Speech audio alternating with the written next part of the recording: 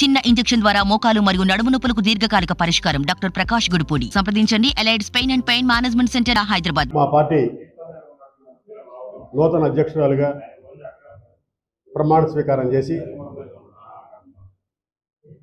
రాష్ట్రమంతా సుడిగాలి పర్యటన చేసి ఢిల్లీలో ధర్నా పెట్టిన తర్వాత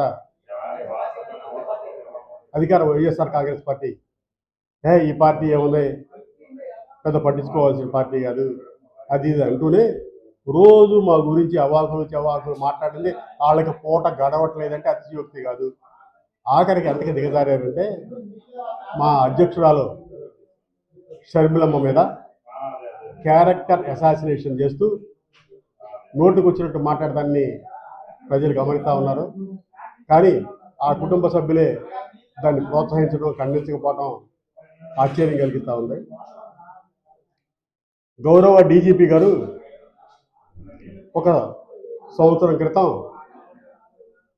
మీరు ఎవరైనా ముఖ్యమంత్రి గారి మీద కానీ ఇంకోళ్ళ దాని మీద కానీ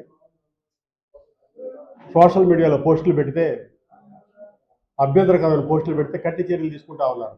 మరి ఇప్పుడు గౌరవ డీజీపీ రాజేంద్రనాథ్ రెడ్డి గారు సాక్షాత్ వైఎస్ రాజశేఖర రెడ్డి గారి తనయ పెద్ద జాతీయ పార్టీకి రాష్ట్ర శాఖ అధ్యక్షురాల మీద ఈ విధంగా పోస్టులు పెడతంటే మీరు మౌనంగా ఎందుకుంటున్నారో అని చెప్పి మేము సూటిగా ప్రశ్నిస్తూ ఉన్నాం.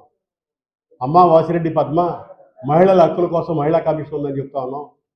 మహిళల రక్షణ, భద్రత, అలాగే వ్యక్తిత్వ హననాన్ని కాకుండా కాపాడాల్సిన బాధ్యత మీ మీద ఉంది కదా. ఒక మహిళ వై ఉండి రాజశేఖర రెడ్డి గారి కుమార్తె ఎడలా ఇటువంటి మోర వస్తున్నప్పుడు నువ్వు సూమోటోగా ఎందుకు నోటీసు జారీ చేయమని చెప్పి మేము అడుగుతా ఉన్నాం. తక్షణమే మీరు గనక మీ కమిషన్ ద్వారా చర్యలు చేపట్టకపోతే మీ కమిషన్ కార్యాలయాన్ని ముట్టడిస్తామని చెప్పి మేము మీకు సవినయంగా మనవి చేస్తా ఉన్నాం. నిన్నగాక మొన్న సిద్ధం సభ పెట్టి నేను సిద్ధం అంటా ఉన్నాడు. సిద్ధం దేనికి సిద్ధం? అప్పులు తేటానికా? రాష్ట్రాన్ని ముంచడానికా? ఎందుకు సిద్ధం? మేము సిద్ధమే. రాష్ట్రానికి ప్రత్యేక హోదా తేటానికి. ప్రత్యేక హోదా రావటం మూలంగా 5 లక్షల కోట్ల రూపాయలు ఈ రాష్ట్రానికి మేళ్లు జరుగుతాయి.